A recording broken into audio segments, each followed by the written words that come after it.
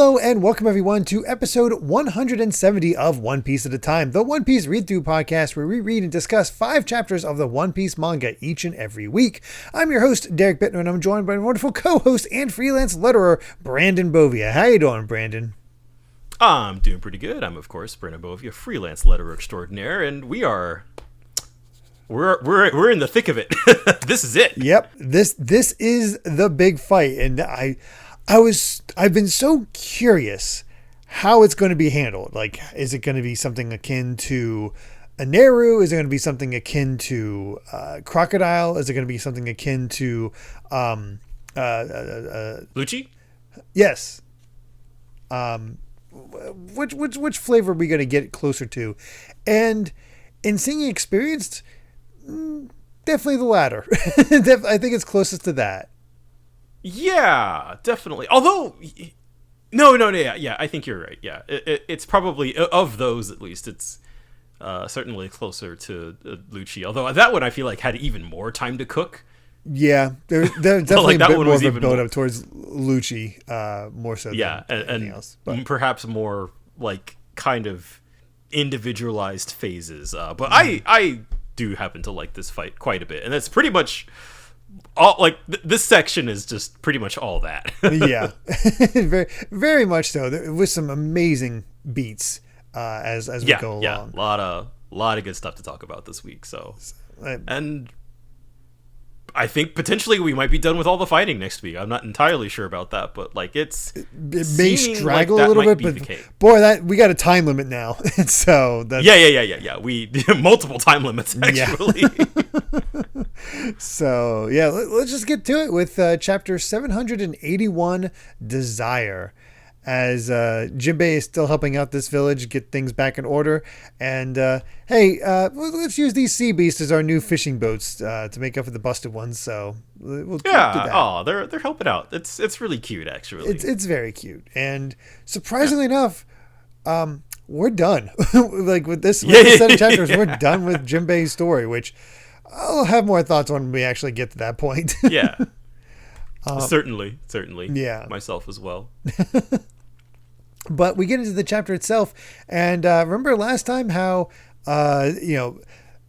the bird cage was starting to contract. Yeah, it's still contract. Yeah. I do like that you clocked this one pretty good. It was like, it's gonna start. This really is a battle royale. We're really like, all right, the active play area is decreasing, and so everybody's I really did think it was going to happen earlier, but I think choosing now really works. But good God, I've never seen a country so wrecked. And that includes Skypiea. Right, like we're seeing literally, and again, I feel like this set of chapters really is just like the most, just like how ridiculous Doflamingo's abilities are, as we're just seeing the birdcage, like basically it turns a building into cheese. Yeah, he just slices right through it, and it just collapses apart. Like, it's crazy visuals, and terrifying to have something like that really come close towards you. It's like, yeah, I'm out of here. Yeah, I do think with some of the panels that we're seeing here, it is kind of reminiscent of Skypiea, actually. Like, it's kind of like an extermination event. You have people just like, okay, we have to evacuate, get to the center, we need to rescue people who are still in danger. You've got crying kids, you've got tied up pirates who are like, oh god, somebody help us quick. Yeah, it's bad. I again, just seeing that visual and just seeing how he you have a set time limit, 1 hour. You have 1 hour until it's all just destroyed, and it's Although, not good. I do get reminiscent. Of course, 1 hour is a lot more than 5 minutes, but let's say 1 hour reminds me so much of Frieza. It's just kind of like, oh, Namek, 5 minutes. Except Oda's a little bit better about his time limits, because at least 1 hour you get more room to work with, and it makes more sense. Definitely. Time's contracting a little bit. Yeah. Although 1 hour is still, I mean, by the anime, this would be like 10 hours of content. That's true. That is very true. And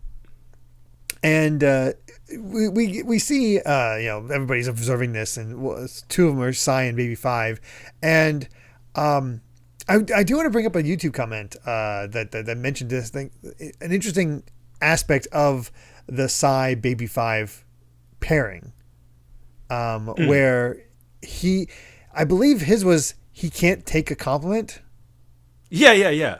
We saw that like at the beginning of the tournament, where it's sort of like the joke kind of escalate. I also completely forgot about it too, where he was just kind of like, oh, you don't need to thank me. Oh, and then it's sort of like, no, it's fine. How dare you thank me? I'll kill you.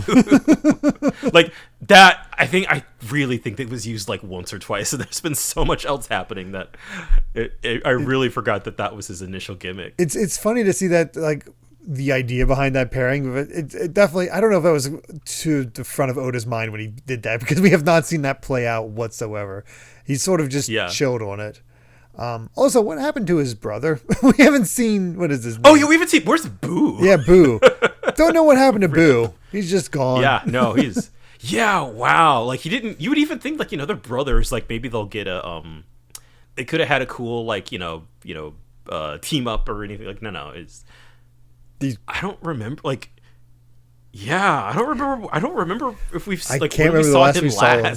Like, I don't think that's crazy. I don't know if he contributed to the big fight. He might. I don't know if he, was he even fighting the Doflamingo officers? I don't know. I feel like somebody in the comments is going to call us out on our bad memory, but like I genuinely cannot remember the last time we saw Boo. He had so little impact. It feels like, which, yeah, I mean that's fine. It's not like. Not every character is going to get to do everything. Honestly, Oda did as much as he did with this cast is huge. It's still impressive. Yeah, of course. But of course, Usopp realizes the only way we're going to survive this is Luffy. You gotta beat Doflamingo. It's our only option. So you can do it. And of course, Doflamingo's like, I'm not sparing anybody. There's no benefit to me to keep a single one of you alive. And this is like, at this point, all this means is that your friends died a little bit before you did. And he's just like, this country's fine, whatever. I can just build another one. And Luffy's like, well, I just gotta settle this with by crushing you. And Luffy goes in for it. And Doflamingo's like, oh, I'm just explaining how you couldn't. And all of a sudden we get just a black panel of chambray. And all of a sudden it's Law in front of Doflamingo. Of course he's not dead. Yeah. And it's still hype though, right? Where he's totally. You're the one who's disappearing Doflamingo, and he hits him with the gamma knife. Which destroys him from the inside is the idea around it.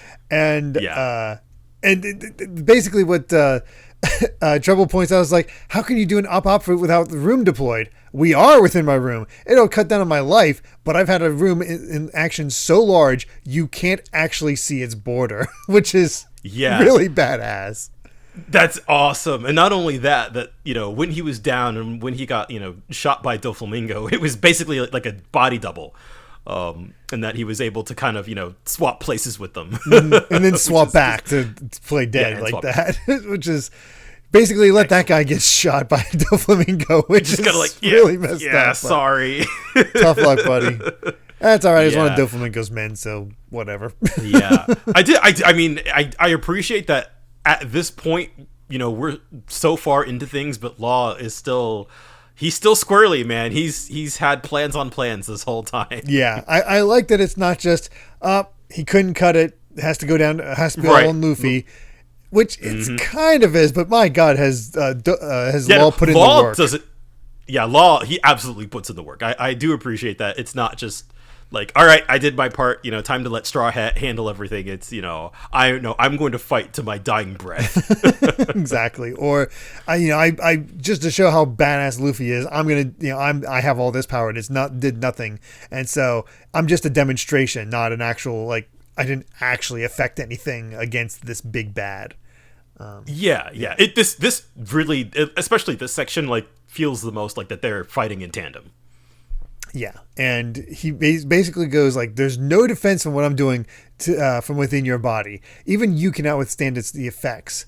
And he's performing this, and as he's like trying to get it through, Treble just says, "Hey, a king never falls to his leaves, Dofi," and that immediately has Doflamingo grab a hold of Law's face, and is like, "Oh, you've done it now, Law," and just getting ready to slam him or taking care of him with his string, and that's when Luffy comes in with the jet stamp for the save, so to knock him down. Yeah, no, they're really fighting together, and it's just like it's so just like knuckle drag at this point. Like they're both down, Luffy's just got, he's about to run in, and then like Law's like crawling in the ground. He's like, he's mine. And so he deploys a room that's like just big enough for him and Doflamingo. And he's about to kind of deliver the final blow. Which is, of course, Trouble tries to come in. I like that Luffy, again, he's the one playing support here, where he's just, kicks him away. He's just, stay out of this. We also learn what the Gamma Knife does, where it ruptures the organs without any external wounds. So he's just doing internal damage to Doflamingo, which is why he's bleeding out of the mouth so severely. But yeah, Luffy knocks him aside, and Law's just laying into it. It's like, you brought together people you could use and called them family. And when your own brother Korra tried to stop your madness, you killed him. And Doflamingo's like, yeah, that was a shame, but he betrayed me. But I never thought he could turn a gun on me. But you knew Korra would never be able to pull the trigger. But I could have. And you and me are birds of a feather, Law. So of course you could have. And it's like, well, I'm fine with that in this case, because you're the one who should have died that day, which, I can definitely see why Law would be saying that. Yeah. I love how unrepentant Doflamingo is here, seemingly at the, at the ends of his life, and he's just, Corazon was an obstacle and an eyesore, in fact, I'm glad I killed him, and, Law cuts him off and just stabs him again with a counter shock. But yeah, even I do appreciate that even at this stage it's just like, no, I understood that you and me have more in common than me and my own brother. And after all that, Doflamingo stands back up, and he's like, no. With enough time, I can perform emergency care on myself. Beneath the skin, my strings are rapidly reconstructing my organs. My God. So funny. Man can suture himself up from within with his strings. And again, as he says, it's all in how you use your powers. It's not quite the same thing as healing, but thanks for self-destructing anyway. And that's what we've been saying this whole time. The man knows how to use his devil fruit, and I think that might be one of the most kind of impressive part about him. Just how much we've gotten out of strings. I feel like of all of the devil fruits we've seen, Doflamingo he's just been able to do anything with it. Yeah, just the sheer amount of dude is clever, no doubt about that. Yeah, and I absolutely respect it. And the great part about it is it has been a struggle to get him to this point. Like it is in a lot of ways, this is Law's fight, not Luffy's. And to see Law go through all this to get to that point, he has made a difference, as we'll see. But we got to have an awesome Luffy moment, because with this, it's like, okay, thanks for self-destructing. Now I can stamp you out for good. And he goes to just crush Law's head with his foot. And that's when all of a sudden here comes Luffy's foot, just stops him midway. Yes. And yet that it's not even a big panel. It's just a small centered panel where it's, again, showing the size difference between Doflamingo and Luffy. But Luffy just calmly keeping his foot there right above Law's head, stopping him from crushing Law, and just that stare down between the two as we end off the chapter. And that's, God, that might be one of my favorite Luffy expressions too. Like, it is just, we've gotten into serious mode. I love that panel of the two of them just, one foot blocking the other over Law's body. I love how I came to this panel. I came to this page and I'm like, that's iconic. I mean, I can just tell this is one of those iconic images from One Piece. You just get a feeling. I remember I've seen the anime version of the scene, and it's great too, because they have like pretty dramatic music playing, and then the music stops right when Luffy stops Doflamingo's foot, and it's just like, that's they let that scene breathe. It's good. It's good. Yeah, that's one of the more memorable panels out of One Piece for sure. I'm not surprised. Yeah, and that feels like our signal of like, okay, it's Luffy's turn. Yeah, it's time to step up. So let's see how that goes with chapter 782, Champion of Evil. And you know what? Jinbei is part of the Straw Hats. He solves a problem. It's time to party. It's time for a party. Yeah, there that's how you know he's a Straw Hat. And it's just nice and cute. Yeah, that really shows how big Watatsumi is, but oh yes, absolutely. And I love this where we get into it and Doflamingo just lifts his foot and just goes, "Why'd you stop me? I was going to split Law's skull. That's all." And he goes in to do it again. Yep. This time covered in his time with hockey. Yep. And Luffy counters it, which causes a shockwave of Supreme King Haki as the two collide. This being the start of the fight is so good. And that even Trouble is like, he has Supreme King Haki too. And that's how you can tell that that's the step up for this fight, where Doflamingo actually has Supreme King Haki. This is the first time Luffy's fought another with that, and yep, this is how it's all going. And holy crap! Yeah, and that's we start to we trigger a quick flashback, and that's sort of like another thing that you clocked actually is that we see kind of post crucifixion young Doflamingo, where he's approached by Treble and I think Virgo and some of the other guys, and Treble's basically like, everybody passed out. Yep, that's Haki. That's the color of the Supreme King. You have the quality of a king. You were chosen by the heavens. So we have this really interesting dichotomy here, I feel like, where we kind of posited like how much of this is like Treble kind of grooming Doflamingo and how much of this is like Doflamingo's own will. And it seems kind of 50-50. Yeah, it's definitely 50-50 where Doflamingo is absolutely the one in control, but Treble was always there behind the scenes just sort of pushing. And enabling. I think sort of we'll see a little bit more of this later, but I find the concept of like as far as we know at this point, like Treble's like some random guy, and he's just like, this kid has Supreme King Haki, like I'm going to swear absolute fealty to this man. So sort of it's like you could sort of see the parallels with Luffy, right? And sort of we kind of talked about this, maybe a bit during Marineford, of like sort of Supreme King Haki as like it's kind of the manifestation of leadership, I guess, is kind of the way that I like to see it. It's sort of like you kind of have that natural ability to rally people to your cause. And so we kind of see that like from the other side, this is how Treble sees it and is like, okay, he gives him the devil fruit, a devil fruit and a gun. Like, I'll give you the power of vengeance.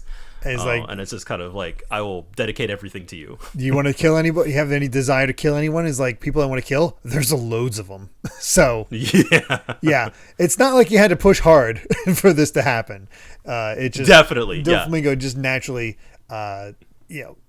went into it, and that's when Trouble really starts like pushing him up. Is like, it's like, you have Luffy, you have no chance to match up to Doflamingo because he's on another level. His birth infused him with madness. His fate brought him rage. These things solidified him as a demon. And so it's just absolute confidence that, no, this is my man. This is my king. You don't stand a chance even if you have the Supreme King. And it's just that pure, like, no, this guy is, a devil, and that's what we need. And just the collisions between their Hakis.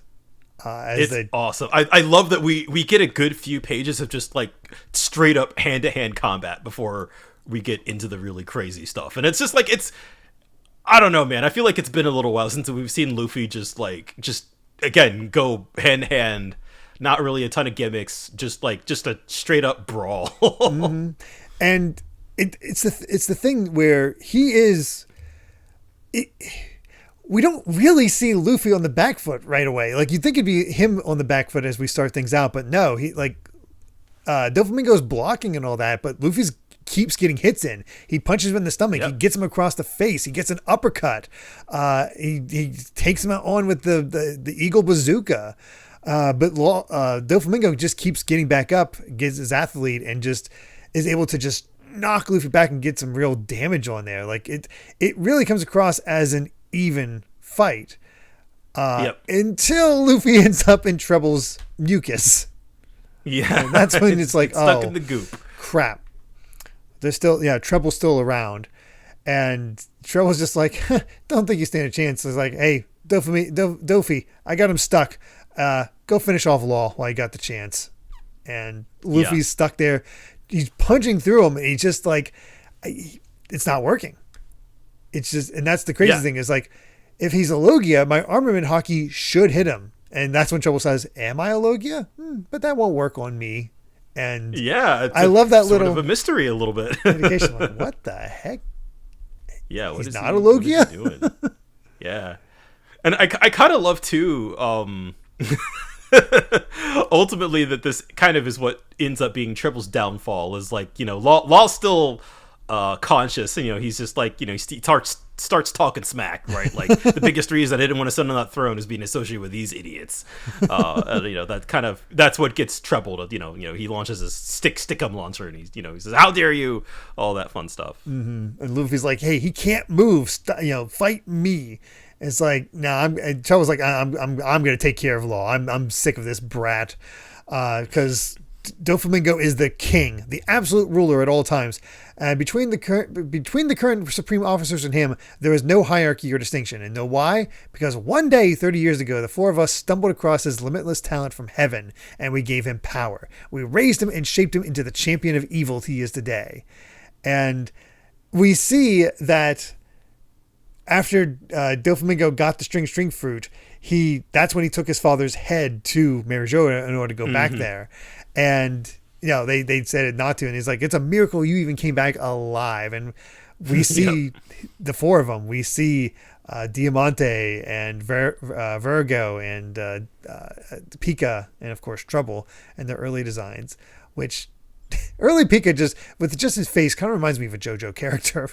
He kind of does, yeah. He looks like one of the Pillarmen from Battle Tendency. And you got Virgo there is interesting. Like, what brought these four together? Like, yeah, that's what I want to know. Makes you like their story. What's the context here? What brought them to Doflamingo in the first place? Yeah, which I guess it's weird that there's sort of the no implication hierarchy. you get. Yeah, that they, I guess, for whatever reason, were like looking for somebody to lead them. Maybe they really were just like this ragtag group of vagabonds. And I like that we get, sort of a few little like flashback scenes just to show like how hard their dedication to Doflamingo goes, where, he's just like, oh, how'd you get hurt? Some thug beat me up. He ought to die. Trouble's like, say no more. Just shoots him. I tripped and fell because the road was so bad. Oh, the road, huh? What town is this? And he burned the town down. Yep. No, you are a king. No one can defy your will. And one day you will be king of this entire sea. And they're just bowing before him. And basically just like, we raised him into a king and impressed his dignity upon the henchmen. But the five of us have cared it for and upheld family honor just like a real family would. So it's like, these five are the core ones. And we basically made a point that's why they call, all the others call him master or little master and all that. So, you know what? That makes sense. It's like we upheld this. We did it ourselves. And they followed in suit. We followed the people. Like he really was groomed to be at this point, but not in the traditional sense where he's just naturally this way. We're just gonna push him even further. Yeah. I think that's more of a good way to put it. And again, it really makes you wonder, what is this just like the effect that sort of the Supreme King Haki has on people, or if it's the other way around, really, that just sort of what it means to kind of have the quality of the king and to have people who will ride or die for you through this sheer leadership. Like you see this in the sort of the themes of family and stuff like that. Like it's not that different from like the Straw Hats, but in just kind of like this weird warped evil kind of way. Yeah, it is sort of a darker version of the Straw Hats, and many ways. And yeah, and I feel like of characters that we will see going forward with Supreme King Haki, I feel like there's a version of this in there somewhere of sort of like, you know, having that kind of leader follower hierarchy, you know, even if in the case of Doflamingo that it is sort of quote unquote kind of, you know, like a flat hierarchy, at least at the top, you know, that they're all share kind of the same you know what I mean. Yeah. But of course, Law talking back is like, you're the only ones that think that Treble. Even as the so-called chief of staff, you look like nothing more than Doflamingo's clownish puppet. That, of course, pisses off Treble. And Doflamingo immediately realizes, no, don't get sucked in. Law's deploying his room. He's like, nah, he can't do that. He's on the verge of death, and I already got him in stick stuck, so he can't do anything. And so he's going to impale him with his staff. And Law's like, nah, I'm a captain too, and I won't have much dignity if I leave both of you to Straw Hat. So he flicks his finger, and all of a sudden, his own severed arm holding his sword, just drives right into Treble and uses Sturban Blade, which is like a saw blade attack up through the vertical portion of Treble. Again. Slashing him to bits, which is like, how did that work? Is what you first thought. And yeah, but man, again, just talking about all of these little things that Law just like he's still got some tricks left in him. I love that he's on the verge of death and he's still pulling off this stuff. Gets the win. He's like, all right, I'm at least gonna take out one. And I like the grandness of this because they cut away to the Tontadas, where they're just like, you know, what's wrong? It's like they all started turning toward, you know, the battle, and they're just like, we don't know why we're doing this. It just feel like a weight just lifting off my chest. Like, I'm trying to remember just how much Treble tormented the Tontadas, but I guess he kind of did. Yeah, I mean, he was the was he the one guarding? Yeah, I think so. Yeah, I think he was the one guarding Sugar in the Smile Factory. Yeah, definitely Sugar. I forgot about the Smile Factory itself. So yeah, it's just like, he's just this major thing. But yeah, turns out the true form of Treble, he is not a Logia. He's a Paramecia. Or he's just real scrawny. Yeah, he's extremely scrawny. And has himself completely covered in his mucus, and was able to shift his body around, shift the mucus around, so he never got hit. But Law, because he knew about this, was able to stick him right in the middle and slice upward, and down he goes. But he's decided he's going to go down with him, and he lights up his mucus, and that's how we end the chapters. It's like, oh my god. Yeah. Whew. Things are heating up. Yeah, nice. That was a good one. I love these little. Like, we haven't even really gotten to the main fight of Doflamingo versus Luffy. Really, yeah, we finally finished off the last of these. But I love that Law did get that victory. Yeah, I like that Law, and we were talking earlier, you know, with some of the earlier fights about texture, and I feel like really kind of getting in that characterization of Doflamingo, really kind of, you know, this is how you're different. You know, this is sort of the, you know, the wills of kings and all that fun stuff. So yeah. I think establishing that is pretty important. Absolutely. We do have an SBS where we have two very interesting questions for very different reasons. Like, one, does Buffalo style that crazy hair himself every morning? And like, no, that's just a cowlick. It's just naturally that way. Okay. Fair enough. And the other one, I'm glad this was brought up because it's something I got a lot of comments about this one. So many people brought this up.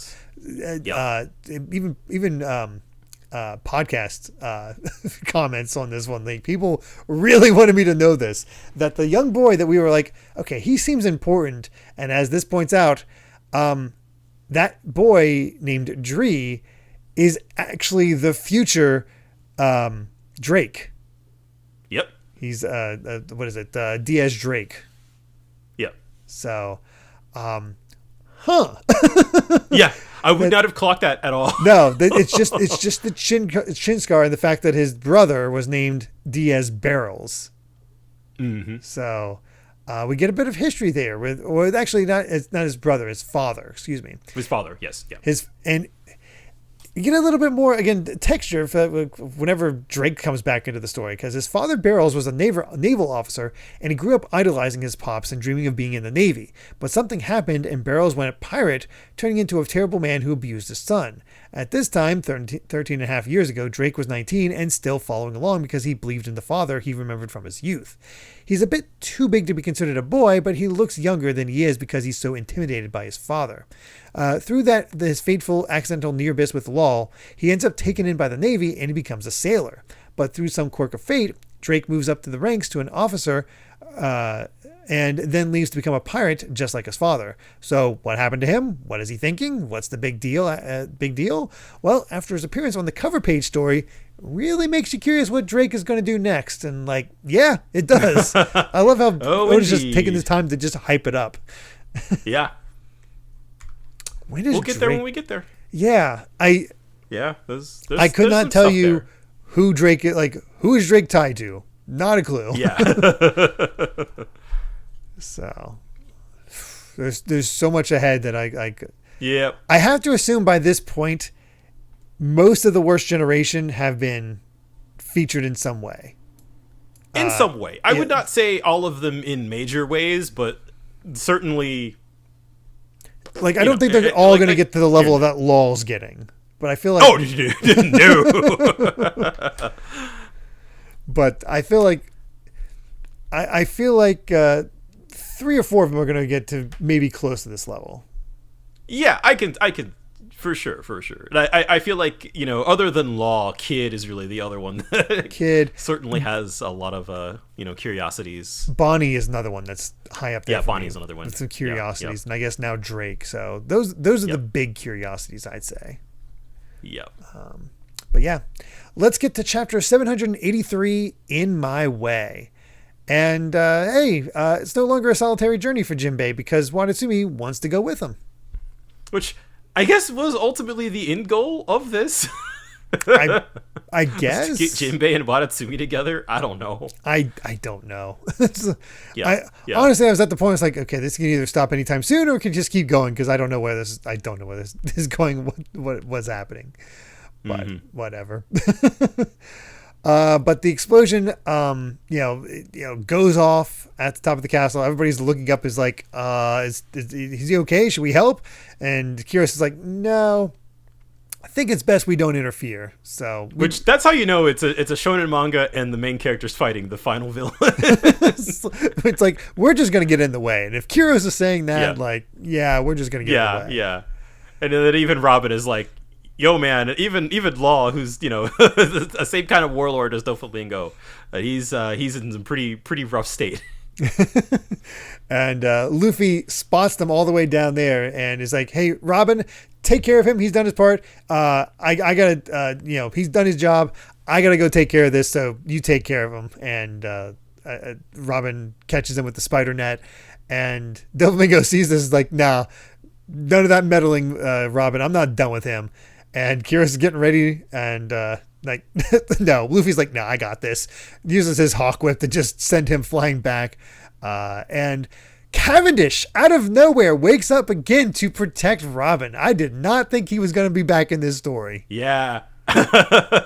And I love this bit too, where Luffy's like, "Cabbage, escort everybody, get him away from here." He's like, "Nonsense! Now that Doflamingo has seen me, I must cross blades with him." And Luffy just says, "I need you to take care of them." And then I love the logic here: needs me, trust, magnetism, popularity. Straw Hat is my fan. I cannot turn down a request from a fan. I love how much Cavendish just became a thing in this yes. arc. Just perfect just a fun addition the entire time. And he's just like, okay, we'll get into action here. Bartolomeo's on the lower level. Let's use his power to descend at once. And thanks to Leo and Mancheri, they're able to sew up his wounds and heal him a bit. So we're stabilizing Law and getting his arm back on, I believe, as well. Yeah, that's somewhat important. And of course, there's one last little gag. It's like, we need Bartolomeo to make the stairs, and he's just foaming at the mouth going, "Mr. Zorro." He's just, I guess, to give you a bit of a time scale. when this is all going down. We just get little bits of people running away, and basically a confrontation in the flames between Doflamingo and Luffy. It's like, all right, enough of this nonsense. Which is a pretty sick set piece. Yeah, it's definitely like up in the ante of just feeling climactic. Yeah. And it's like, nah, we just need to put Law to rest. And, Luffy's like, nah, you're going to have to beat me first if you want to do that. It's like, nah, you seem to have already taken some heavy damage. And Luffy's like, yeah, same to you. Travis gave him everything he had. And he's like, nah, I know you can feel it. And he hits him again with another bazooka, sends him flying back. But he's not really feeling it. He just sort of laughs as he flies off because he's like, you're fast, but there's no weight. So I don't have to worry about this. And he sends out his overheat string and just starts cutting up stuff. It's like, yeah, they're still pretty on even footing. Yeah, still on even footing. Yeah. And I love that Doflamingo takes this time to start, he starts getting a little nostalgic, and, he reflects a little bit on Luffy's climb. And, he there's a scene of him talking to Trouble where he's like, Crocodile taken out by a Navy Captain HQ? Like, no, there must be more to this. He's like, this guy who just jumped up in bounty, this is the one. And then notice, of course, the D. And then, of course, fell out of the Paramount War and survived. It's like, now you come this far. It's like, no, I've taken notice of you. That D I've had to keep track of with your rise. Yeah. and again, sort of the idea that, like, even at this point, Doflamingo understood that, like, I have, like, from the moment that the Straw Hats got involved, it was... I have to do everything I can. You cannot underestimate them. I gotta put them down. And this whole encounter has definitely proven why I've got to put them down. And the building's collapsing as they're running off from the flower field, and that's when Law's like, "No, wait, put me down. You guys just go. I've lived the past 13 years so I can strike Doflamingo down. I've done everything I can. The rest is in Straw Hat's hands. So if he's going to win, then I want to watch it from here. And if he's going to lose here anyway, then I ought to be killed along with him." And I was like, that's a good bonding moment between the two. It's like, right. Just all right, we're here. Yeah, because and I'm he the feels one who got involved guilty, in this fight. Yep. Which I do like that Robin points out, like, Luffy's here on his own will. He's not going to participate in the fight unless he wants to. So this is, Luffy feels no, I guess obligation is not quite the right word. Or maybe obligation is the right word. Or he is here simply because that is what he wants to do. Yeah. We've seen you don't convince Luffy of these types of things easily. But once you do convince him of these things, yeah.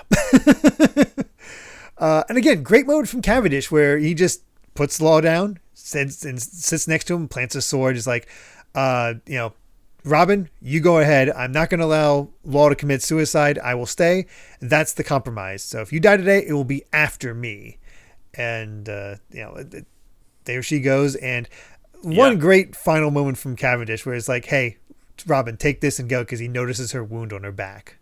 Yeah, that's really nice. Yeah, it's like, gentlemen, and just Cavendish, you're a good guy. he's really coming to his own. He's stepped up. Hopefully, he doesn't fall asleep again. And then we get this again crazy visual of the Gum Gum Grizzly Magnum that just showed the scale of Gear 3's attack against Doflamingo, but Doflamingo just dodges it. Like it's which I feel like is kind of. It's not really explicitly said, but I kind of like that. Like Doflamingo kind of notices whenever Luffy uses his slower attacks, it's like, no, okay, like that is, it's not gonna work. Like that is sort of Doflamingo's opening. Yeah, Luffy needs his speed, but his speed is not giving enough power, so that's why he's struggling a bit right now to just like he's doing damage, but he's not doing a finishing blow. It is demonstrating that it's not quite enough. If this fight drags on at this level, Doflamingo likely would win. Yeah, and of course, as he points out, the time limit, That's sort of the bigger issue here, is because, the 1 hour time limit is the amount of time until the birdcages closes entirely. Some of them are hobbled. There are bedridden, the elderly, even babies. Who will be the first victim? Within 30 minutes, the dead will begin to mount somewhere or another. After 40, you'll be able to hear the screams from here. By the 50-minute mark, the land will be as red as a flattened tomato, and an hour from now, there will be no more voices. That is such a cool escalation of just like demonstrating what this means. And yes, because there's like we have a 1 hour, but it's really like the longer that you let this drag on, the worse it's going to get. People are really, going to start dying. Like that. dying. Yes. The 1 hour is literally just everybody's dead. So really, it's less than an hour. Yes, which suddenly makes this even more urgent. Yeah, and I think the way that you're seeing, like, some of these people are injured. There's babies. There's the elderly. Like, there's people who aren't able to evacuate as quickly. Mm-hmm. And I love, once again, Doflamingo tries to blame his opponent for why this is happening. The dead will curse you as they leave the mortal coil. If only you hadn't come here, Dressrosa would still have been at peace. And it's something similar he did to Law, where he's like, oh, it's your fault this is all happening. Law turns all the back tragedies. And Luffy does the same thing. It's like, you're a liar. It's all a sham. And, he sees all the demonstrations of why this kingdom is so bad under Doflamingo. And it's like, there are lucky souls in every country. There'd be no end if you decided to save them all. The passing pirate fancy himself a hero.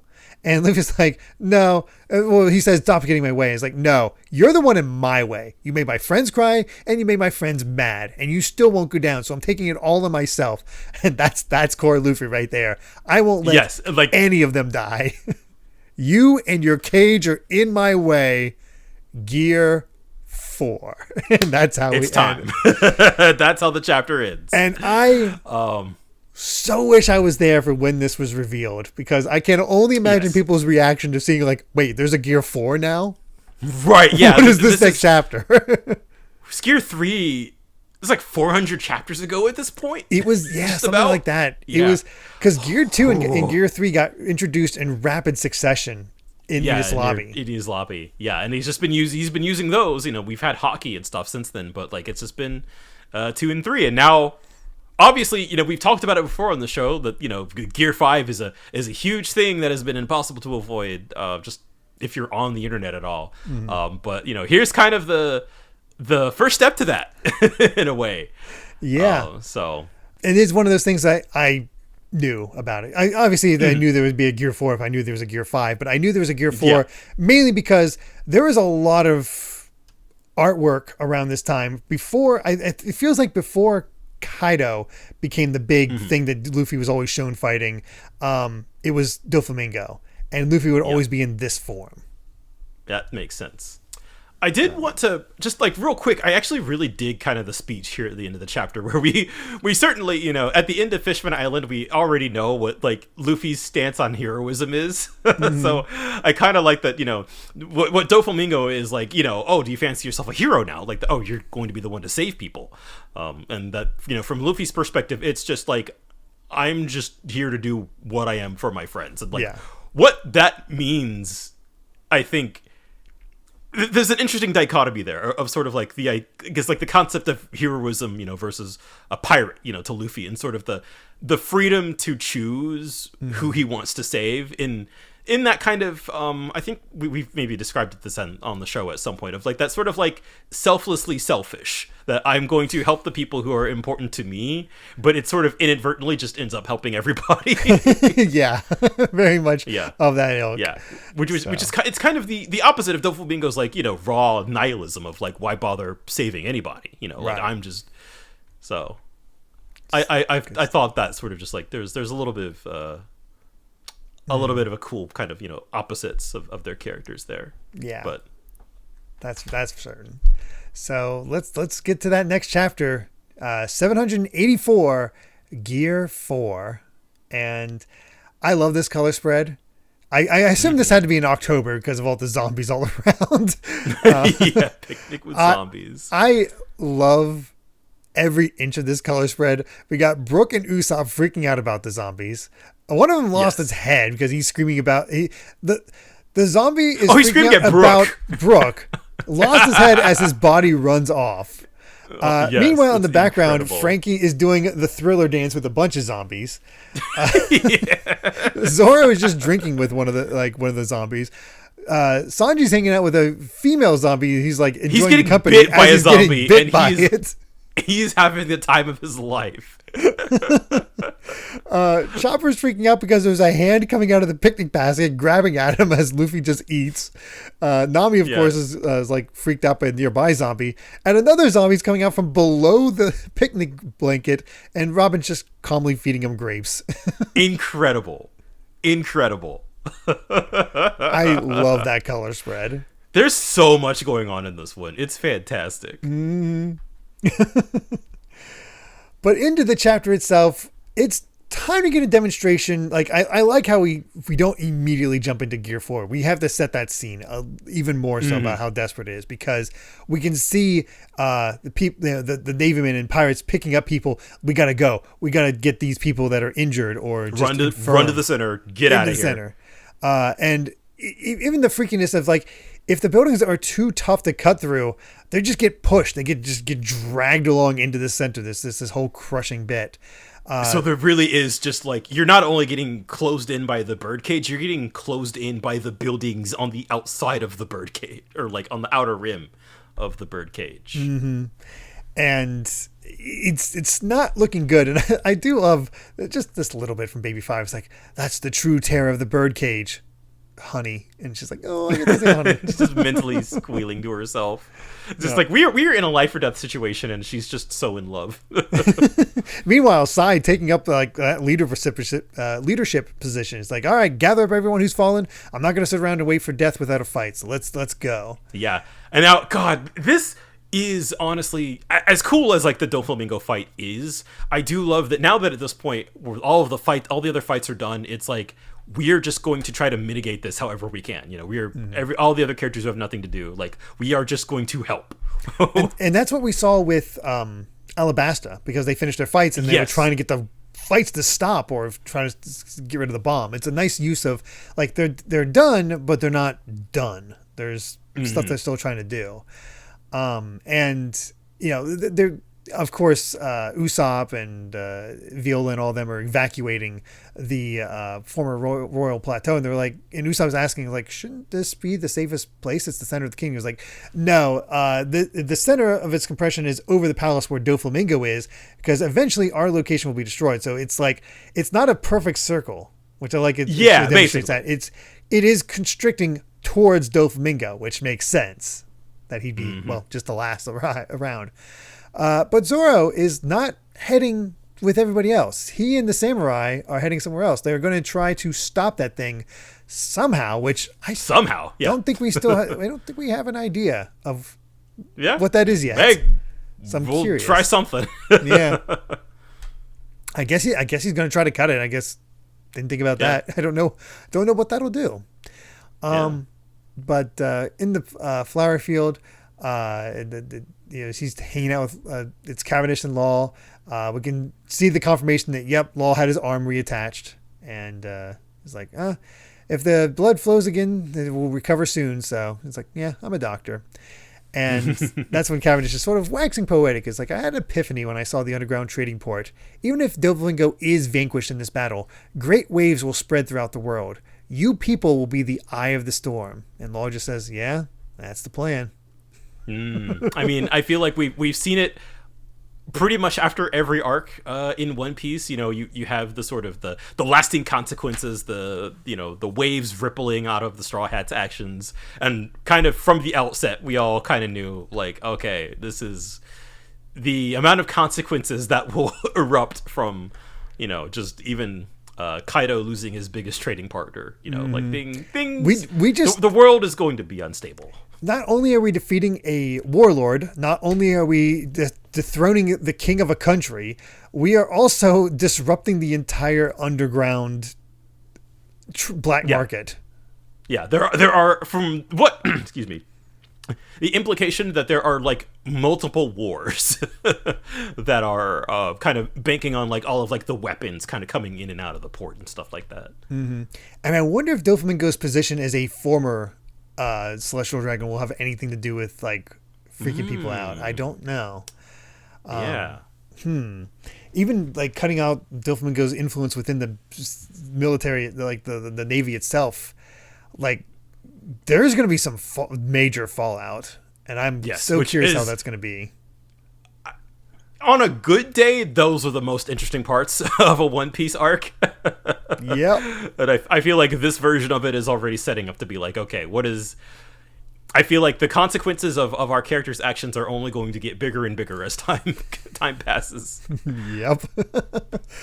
And that's when we finally go to Luffy demonstrating how he activates Gear 4.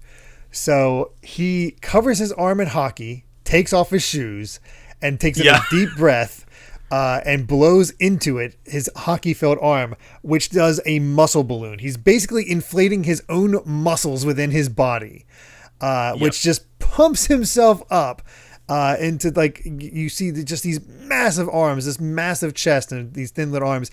And I also like how it maintains the goofiness because it's just boing, boing, boing. He's very bouncy.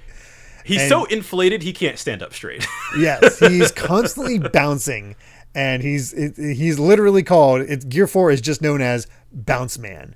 And you can see the hockey in his feet. He can see the hockey in his arms. It's like, it feels like he's using the hockey to contain Gear 3, how he inflates and sends it out. He constricts it and keeps it well within his body, so he just inflates his muscles and just literally puffs out his chest. Yeah, he's literally puffing out his chest. And of course, the end result is incredibly goofy. Like, it's kind of awesome, actually. It took me a long time to kind of come to terms with it, because you are kind of expecting something maybe a little cooler, but there's something perfectly Luffy about, like, this, just like from the chest up, he looks awesome. And then you see these tiny little feet and whatnot. I think the only one that looks pure cool is Gear 2. But I've also seen Gear 4 enough that I've adjusted to it. Like, I don't, like, this is Gear 4. That's sort of where I'm at right now. I wish I could analyze it as something new. I just can't, as far as like fresh eyes. I do like that he kind of has the Nightmare Luffy face. I was going to mention that as well. There's also some cool influence callback in that. So I wonder if it makes you wonder if he took some influence from that. Mm-hmm. Yeah, so. And of course, Doflamingo's playing the audience surrogate at this point, where he's laughing it up. He's like, "What kind of joke is this? You know, I thought you actually had some play it up your sleeve. What are you doing?" And Doflamingo points out that rubber's elasticity means you can't even stand up properly anymore. And Luffy's like, "No, for 2 whole years I fought wild animals who were as large as monsters. In order to overpower them, I needed both size and resiliency." It's like, what's resiliency give you? Nah, just shut up. You won't even have a chance to strike back. And here's we get the coolness of the freaking Gear 4. Like, this I did not know. Where he uses Gum Gum Kongun, which literally retracts his fist into his forearm like a literal gun. And just strikes it into Doflamingo's body, which then contracts out, or just does the recoil, and just bam, just like a literal balloon gun, and just sends him flying. Like, the impact of this punch is incredible. The actual, probably the strongest singular attack we've ever seen from Luffy. And, like, I had a flashback. This reminds me so much of, like, back when in Sabaody, when we saw Kizaru, when he was fighting some of the supernovas, and, like, that was the first time we saw somebody in One Piece, like, just kind of casually kick a guy through, like, 4 buildings. And now I had that realization. I was like, Luffy can just do that now. Yeah. And that is the first, like, real, like, actual, like, damaging hit that we see from Doflamingo. He's like just like skidding through the floor. He like slams into a building, and then you just have like these random onlookers like, that's Doflamingo. He just fell out of the sky. Like, he's like, what are you doing here? He's like, that's what I want to know. Even Doflamingo doesn't know how he got to this point, and he is wheezing. Like, that was a devastating hit on him. He's still standing, but it hurt. And just real quick aside, I love how this just shows how much Hody was never a threat. Yeah. That's what I had that observation too while we were talking about Fishman Island, and that's the thing, right? Like, knowing through Fishman and Punk Hazard that Luffy had Gear 4 in the pocket and just never needed to use it, and now that he used it. he sent Doflamingo flying like 20 miles. Which is, I think, good why Oda just showed that Luffy, like these, even against former threats, is like, okay, this guy isn't really necessary to go all out in for Luffy. It's we have other circumstances. That's why we had the underwater stuff for Hody. That's why we had the gas for Caesar. This is our first all-out brawl, and yeah, it makes sense that with Doflamingo you need to bring it out. And Luffy can even do that contracting bit with his feet, so he's using his springiness to fly through the air and basically airwalk and bounce through all. And not only that, he like teleports. He like teleports in front of Doflamingo, hits him like he cocks his feet into his legs and hits him with the Gum Gum Rhino Schneider, which is just a great name. It's just feet straight to his face. Sends him flying even more. Like, Doflamingo is getting beat down. Like, to be fair, mollywopped. Doflamingo really hasn't gotten that big of a hit on Luffy at all. Yeah. It's just it had been pretty even up to that point, I would say. And it's like, I love how, again, it's still silly because he's just, after that big and cool hit, it's just boing, boing, boing. Yeah, he's just kind of like, why is he bouncing around like a ball? And it's great. And Doflamingo's been punched back so far that like these two hits has sent him all the way from the top of the kingdom, basically, to the bottom of where Pika is in the Colosseum. And it looks like is he getting like knocked through where the leg was? Or between the legs or through the leg? Or either between or through it. Yeah. And I like how we're using, rather than somebody observing and being like, oh, Luffy's doing this, it's Doflamingo using his own battle sense to like think about like, okay, what's he doing to me? How do I counteract this? It's like, okay, he's hardening his skin with armament hockey and then using the tensile force to raise his power several times beyond his limits. He's literally using his hockey to contain his own strength so he can then reverberate it even that much more powerfully. It's like, holy crap. Yeah, no, and I feel like, talk about battle sense. Like this is, I feel like this is Luffy. Just I feel like we've never seen him as just like a straight like brawler before. This is sort of Luffy's like just raw, just straight up power mode. And we get his Gum Gum Culverin, which I don't even know what a Culverin is, but okay. I don't either.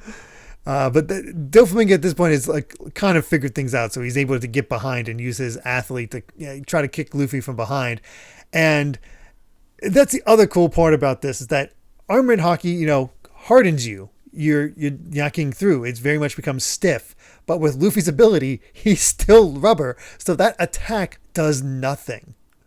Yeah, and he just bounces right off of it. And then here we get the cool thing. Well, the cool thing about Gum Gum Culverin, Luffy's to keep chasing a Python. And he names his arm to Python. But it sort of like bends. It like bends around in this really kind of unpredictable pattern, like a snake, like a python. It's in a lot of ways, it's almost kind of like Bellamy. How it's bounce, bam. Yeah. And just another big hit. Like, again, Doflamingo is able to do nothing against him this chapter. Just a complete beatdown. However, I think we're definitely going to have another instance where this isn't the solution. Because Gear 3 and Gear 2 are not enough to put down Lucci. So I think that's going to be the case with Gear 4 as well. But we'll have to see. I feel like based on where we end things, it's definitely not quite over yet. Oh, yeah. And I sort of like it that way. I don't love introducing a new ability, and that's just like the I win button. Even though other circumstances, notwithstanding, I think it kind of is the I win button. I feel like once Luffy introduces Gear 4, it's not necessarily that this fight is over, but you sort of get that, like, if... He's going to wear him down. In any other... yeah, just to wear him down. In any other context, I think, like, in a pure 1v1... It would, the Doflamingo seems pretty, you can't keep up. We have an SVS before we get to our final chapter where Oda points out something I did not know. I'm not even aware of this manga whatsoever. Just like we had Horikoshi, submitting fan art. This time he gets to report that somebody named Nozomi Mori, whose fan art recently graced volume 74, has just made their professional debut with a one-shot under the name Keidai Himuro in the pages of Monthly Afternoon. This is completely unrelated to Jump, but I still want to say congratulations. I hope you get serialized and make a great name for yourself. Does he? I've never heard of this manga artist or manga. Oh no. So maybe not the best. Oh boy. Yeah. Hey, maybe I could. It could just be something that I don't know about. I'm very curious about it now. Like, let's see. Let's. I've actually found somebody mentioning this one. It's like, I've actually been there's a Reddit page. I'm like, here's this from the question corner. I'm trying to find the person referred to as Himuro Keidai. Can anybody help me with this? And there is the one shot. Apparently, there's also a slight mistranslation, a small mistake for the person translating SBS, because it can also be read as Himuro Keita. But can also be pronounced as die. So that might be one of the that's fair. Confusion bits there. Mm-hmm. But apparently the one shot is called Straight Arrow, from back in 2019. At least this was put 2019 there. Yeah. So I don't think it was that. I think that's just when this got uploaded wherever this is. But man, I don't know if we got to do anything. The art looks quite nice, but I guess I don't know if we actually got to do anything else, which is a bit sad. Well, yeah. So, I don't know. Maybe let's try Himuro Keita. Maybe there's a pen name there where we can find it. Just because I was like, I hope this guy actually had some success. Right after being highlighted by Oda. No. No, unfortunately. That's a shame. I'm not finding anything on this cursory search, so we're just out of luck there, which is a bit of a shame. Yeah, there's even like links to like Monthly Afternoon for the wiki, but not this guy. So manga's rough. Manga's rough to break into. Yeah, the manga game is certainly rough. Yeah. The other SBS we had was talking about how the real life Japanese Navy always has curry on Fridays to maintain a sense of the days of the week. So does the Navy in One Piece have curry too? And if that's the case, is Rika's curry super sweet from all the way back in that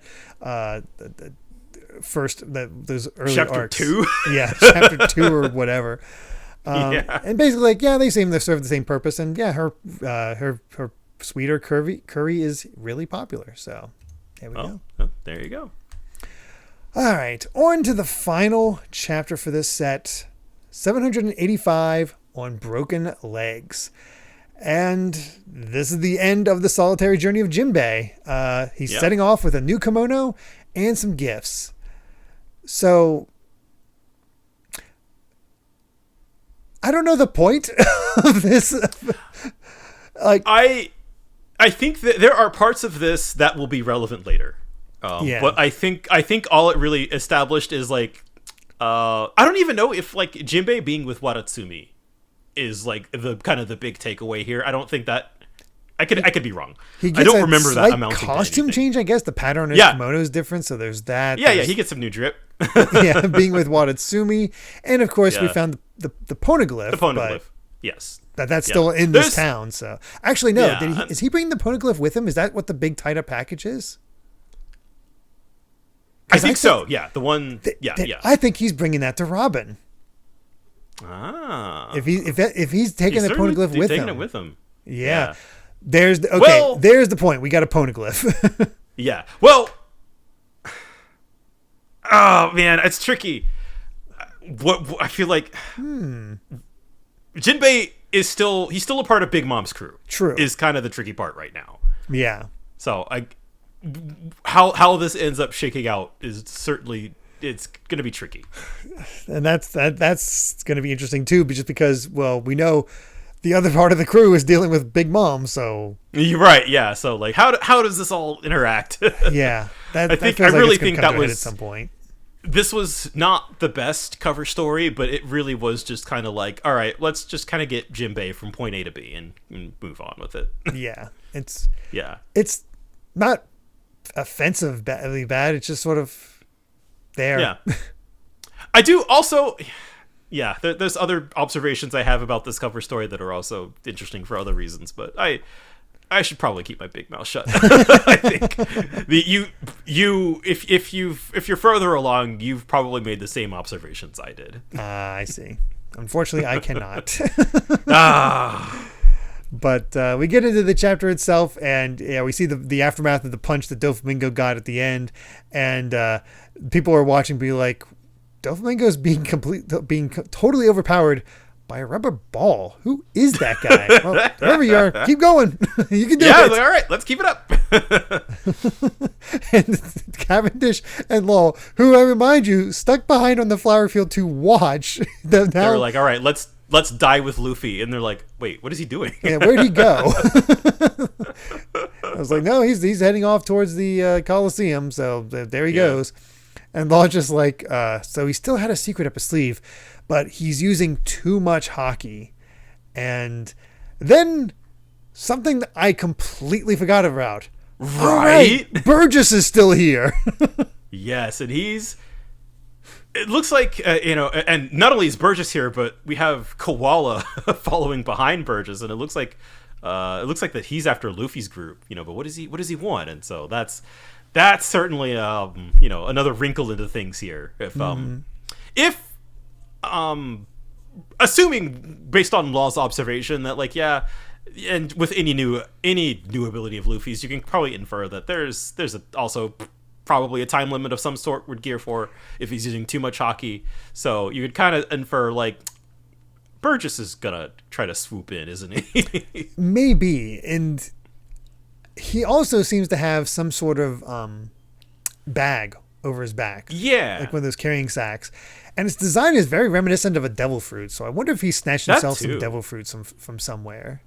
Yeah. Not sure on that one. But Viola's reporting that that yes, the only fight is left is the one between Luffy and Doflamingo. So that's the only one that we have to deal with. And then we go to the Smile Factory, which they're like, okay, enough of the internal systems are gone. We got to evacuate now. And the Smile Factory, because it's made of sea prism stone, is being pulled along from its roots. That is insane. That it's like, yeah, the strings can't break it, but it's just pushing it inward. So they got to get out of there. But all of a sudden, that's when Frankie notices, oh, hey, Zoro, hey, Kinemon, the center of the island's east. You're running the wrong way. It's like no, we have a plan. I'm going to stop the string, so buy us some time. And I like how the Tantanos are impressed by the wheezing bird again. Yes. Oh, I forget Kinemon's friend's name all of a sudden. Oh, Kanjuro? Kanjuro. Yeah, I think you're right. Kanjuro. Wait. Yes, Kanjuro. Okay. Kanjuro. Oh. Okay, it was Kanjuro. See, okay. I was like, did I just like say another character's name that I shouldn't have said? It's fine. I was like, I would not know the difference. So we go back to Doflamingo now in the town center. So and he's just like, okay, he controls his rubber elasticity even in armament hockey state, a melting of armament and rubber. And Luffy even says, like, if I don't hurry, my Gear 4 will run out of time. So let's use our double culverin to use it. And Doflamingo stands up and is like, seems like you know how to use your abilities, but at considerable cost. How many seconds can you last? You must have risk to balance. And that's when he uses off-white, which is an attack that he used earlier, I think last week. Yes, I think we did see that, but it was enough to block it. And that's when we get our second mention of this. Listen closely, boy. There's another stage entirely to the powers of a devil fruit. Awakening. And as you reminded me, because you was like this the second time, which I remember hearing about Awakening before, but I couldn't remember the context. And you're the one that pointed out, like, no, it's impelled down with the awakened. Well, Zoan. That's my favorite part of this, because first off, we're seeing this with whatever Doflamingo can do with his awakening is that he can turn the buildings into strings, and that it can a Devil Fruit Awakening can affect objects from outside the wielder. Yeah. And what I love about this is that has nothing to do with what the original context that we heard about Devil Fruit Awakenings was the jailer beasts in Impel Down. Mm-hmm. And they were just animals. We were just like, oh, these cute little animals, and then it was like, oh no, those are like Devil Fruit users, but they just had like these little, they were animals with these little dot eyes, and you're like, what? Which we still don't know what that's all about, but apparently some Devil Fruit can affect the world around them, which immediately like got the gears turning in my head. Get the gears turning, yeah. Pardon the pun, because like again, as I've said, I know about Gear 5. I'm sure everybody listening to this who's following along has heard about Gear 5 if you've seen anything about One Piece. It's their big marketing thing right now. So I think I've realized, having the context of that and this, it's like, oh, I think I know how that works. Yeah, it kind of gets your brain thinking a little bit, and like that's now that we have Awakening, at least as far as Paramethea is concerned, right? Because whatever the heck is going on with Zone Devil Fruits, like that explains nothing, which is hilarious. I love that. Although the terror of a awakened Logia fruit, oh my god. Yeah, I don't think we've seen an awakened Logia. No, not yet. Well, or even in the really even manga, now. Yeah, I could be wrong. I don't think we've seen one. Oh boy. I guess like now I'm wondering like if we've seen zones. They just seem to be mindless animals. I don't know. And if Paramethea affect other objects, like I feel like Logia should have a third effect. I feel like it would be weird if it also affected things. Like, I don't know. Maybe this is just a way to have Zoan and Paramethea kind of catch up to Logia. That's also true. It could be a balancing. Maybe Logia can't awaken. That would also. There's your balance. Yeah. Hey, there's still so much about Devil Fruits that we've yet to really unlock. But certainly in this context, any person with a Paramethea Devil Fruit, you should immediately start thinking, what would happen if they awoke it? So, and certainly in the case of Luffy. It's complicated. It's complicated. I am sure. I'm positive it's not as simple as all that. But we'll get that way down the line. But I do like how by introducing this through Doflamingo, it's like, oh no, he still has tricks up his sleeve too. He is not done. Oh yeah. No, dude, we've again the length to which he has gotten out of strings is just insane. Speaking of, we can see what the birdcage has done after just 20 minutes, and again that overhead view of Dressrosa. It looks like a battlefield. It looks like a crater at this point with just a few things that are just still standing. Like I can just imagine like even after all this like rebuilding would take ages. Yeah, this country is just decimated. If there is a single building in this town that is not damaged in some way, it's a miracle. Yeah. But again, showing the desperation of this moment, just 20 minutes of this, people are definitely on the fringes because, hey, we evacuated people to the fringes to get away from all this. Oh, crap. They're really close to the birdcage. We got to get them away from this. We got to evacuate them. Yep. So we got the grandma here who's just too tired, can't run anymore. He's like, talking to her granddaughter. He's like, you got to leave me behind. I'm not going to make it. There's no way for me to get there. And we got doctors like, there's still patients in the hospital. We got to get them all moved. We can't move them all, so we need help. Has anybody seen my son? He's in this, and got a guy that's just on crutches, just saying, well, we're all going to die anyway, so it's just time to give in. And it's just like, the people are losing hope. The people hope. don't know what's going on, so they're just like despairing. It's like, he's just going to kill us all. What do we do? And that's when we get maybe my favorite bit from this entire set. There's a lot of competitions. Like we got the moment, we got Gear 4, and we got this, where Riku gets on the transponder snail to just make an announcement across the speakers that, hey, I'm going to let you know what's happening on the island. Due to a game that the present King Doflamingo enacted, the nation is surrounded by a giant, inescapable bird cage. The vicious power of this cage is slicing through the town as it shrinks down further and further. No doubt the suddenness of this situation has left you unable to process anything, except for the mad rush to protect your own lives. But I assure you this. It is not a dream.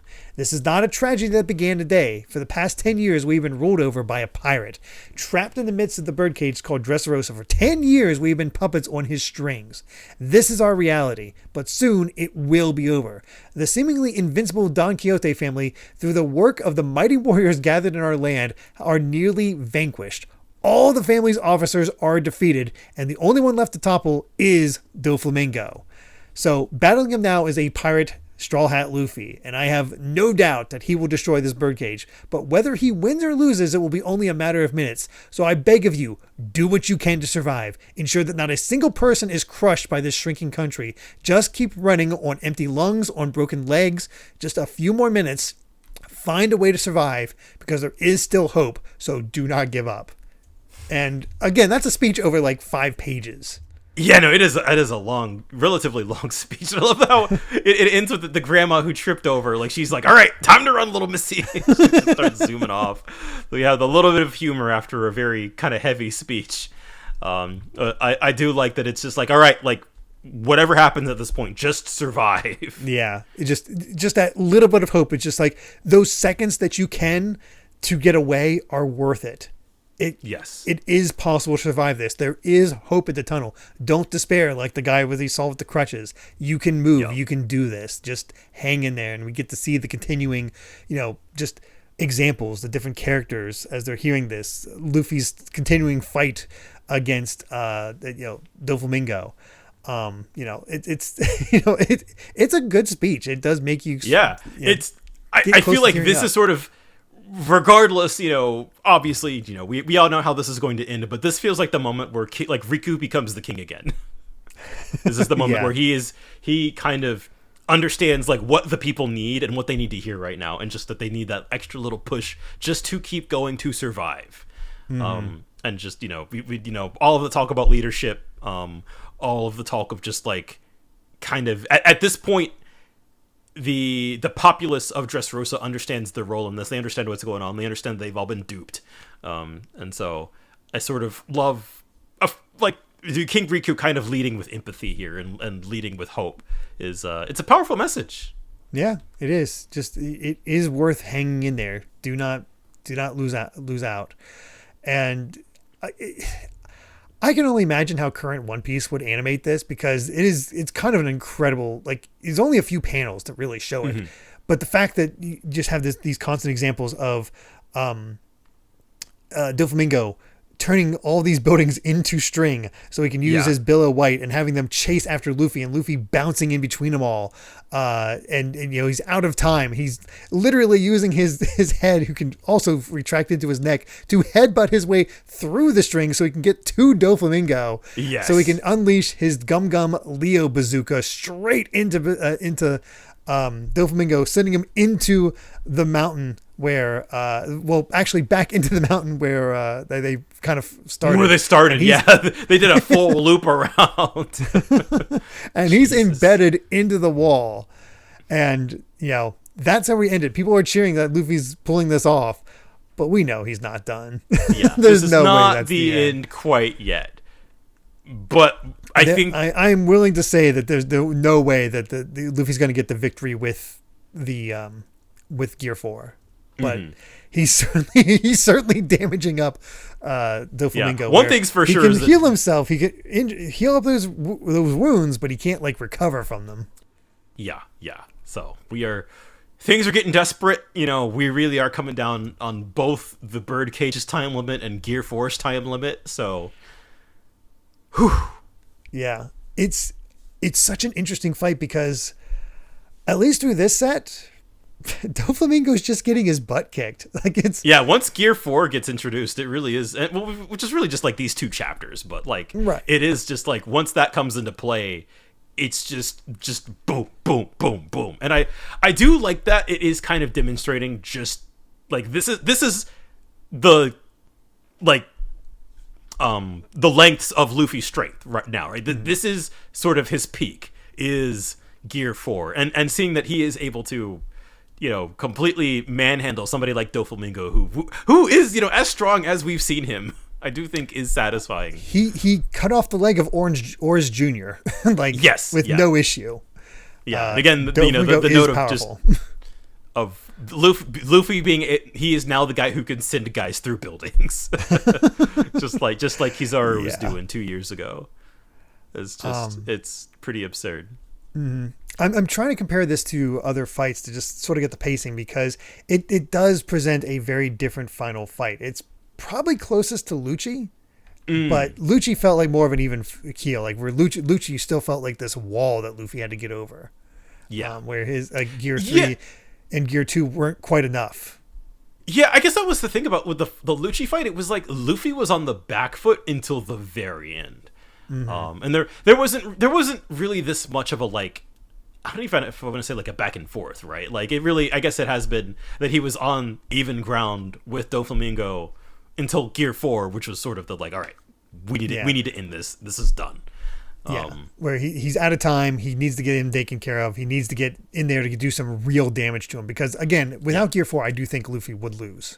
And he just, I think especially with all these other abilities that Doflamingo's showing. Yeah, certainly.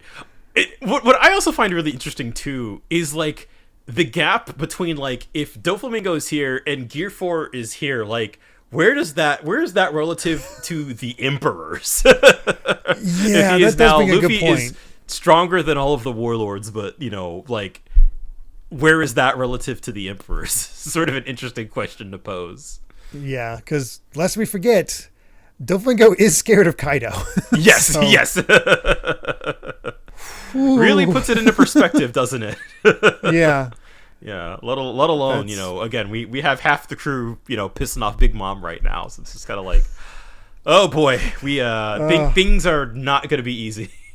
No, I like that. So, like, have we seen the apex of Luffy's current strength? I don't know. We might have, we might not have, but it definitely feels like we're definitely pushing him towards that new zenith right now. Yeah, and then we have to start using certain other methods, just power through and whatnot. So it's so good. I mean, yeah, man. It really does feel like by the end of the next episode, this fight will be over. Probably, yeah. I would be surprised otherwise. Yeah. So yeah. Definitely a good fight. Right? Like we're almost done. After being kind of unsatisfied with Zoro and Kuros's fights, it's nice to see that the fight with Doflamingo is definitely holding up. Yeah, and I would like to, you know, we've sung the praises of Dressrosa for, you know, basically the entirety of its runtime, but this climax really feels like the stakes keep escalating in a way that was not really the case for the past 2 arcs. Like it really, this stuff really feels like, okay, we're kind of getting back to that like Marineford level stuff. So on that level, I've really been enjoying it too. Yeah, and I can only hope that we get something akin to the defeat of Crocodile. Where it's just get that one moment that just fully overpowers Doflamingo and takes him down. So yeah, we'll have to see. We'll have to see. Cool, man. But with that, I believe we've said all we've wanted to say about chapters 781 to 785 of One Piece. Thank you so much for listening, and you can find more of my ramblings and stream VODs over at BitNerd Games on YouTube, or simply BitNerd on BlueSky. And Brandon, where can everyone find you? I am Brandon Bovia on Twitter and BlueSky, talking about anime, manga, games, and my job. And yeah, you know, follow me for more of that. I feel like I haven't talked as much about my opinions on the like seasonal anime since I've just been kind of like settled into my routine of trying to keep up with them. I've kind of fell behind on some stuff, but I'm still trying to I think watch that stuff naturally here. happens over time. Yeah. There's some stuff I'm definitely just kind of like, yeah, you're kind of done. I dropped it, but there's other things that I've like let build up for a couple episodes, and I'll double back around to. So follow me for more insights on anime, I guess. Perfect. Yeah. And if you'd like to help us out more, you can support the podcast over at patreon.com/Derrick Bittner. That's DerrickBitner to listen to the next episode ad-free 3 days early, as well as patron-exclusive bonus episodes, which includes us taking a look at travel logs where people are visiting One Piece underneath the Tokyo Tower, One Piece at a theme park, and One Piece stores around Japan. So getting weird. Why not? Yeah, why not? That's a whole part of the show too. Diving into the weird stuff. Oh yeah. So make sure to return next time as we discuss chapters 786 to 790 of One Piece. So until then, my friends, bye. Remember to take life one piece at a time.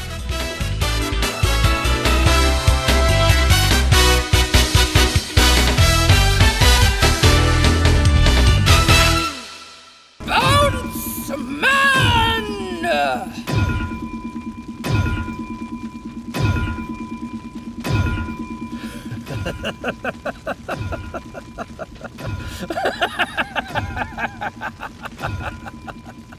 I'm sorry. Is this supposed to be a joke?